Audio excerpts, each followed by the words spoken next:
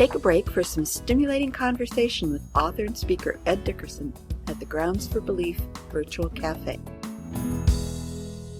And now, here's Ed. Hi, welcome to Grounds for Belief Virtual Cafe. Many Christians are troubled by the apparent conflict between science and faith, specifically when it comes to the question of origins. All the evidence, we're told, favors evolution.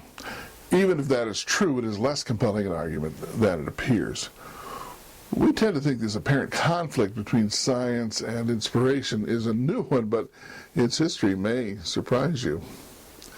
Science, after all, is built on empirical research. Empirical research is a way of gaining knowledge by means of direct and indirect observation or experience.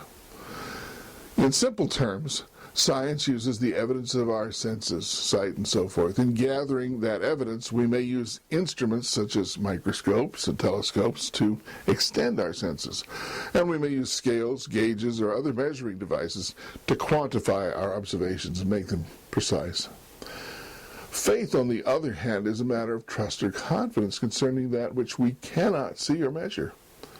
Far from being a new conflict, we can trace it all the way back to Genesis 3, where we read about the confrontation between Eve and the serpent over this very issue.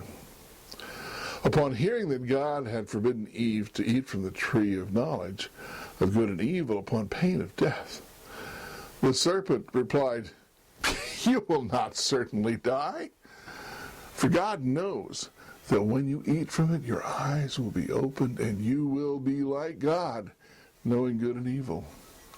Eve faced a choice. Should she trust God, who said she would die, or should she trust the serpent, who said she would gain wisdom and become like God?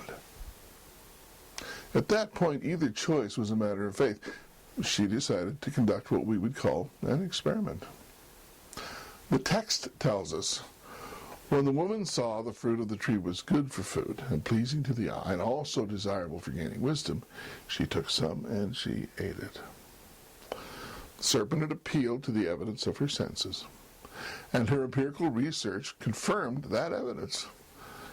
The fruit did taste good. It was good for food. It tasted all right. Didn't upset her stomach or anything. It was also pleasing to the eye. It was very pleasant to look at. It was appealing. And it was desirable for gaining wisdom. She would learn something.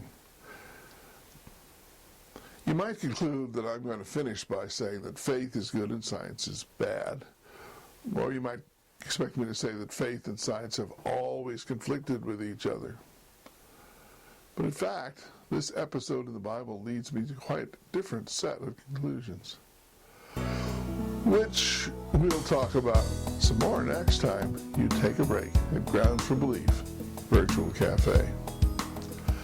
Until then, just remember, God wants us to trust in Him. But He doesn't ask for blind faith. He has given us more than adequate grounds for belief. See you next time. Be sure to join us again at the Grounds for Belief Virtual Cafe.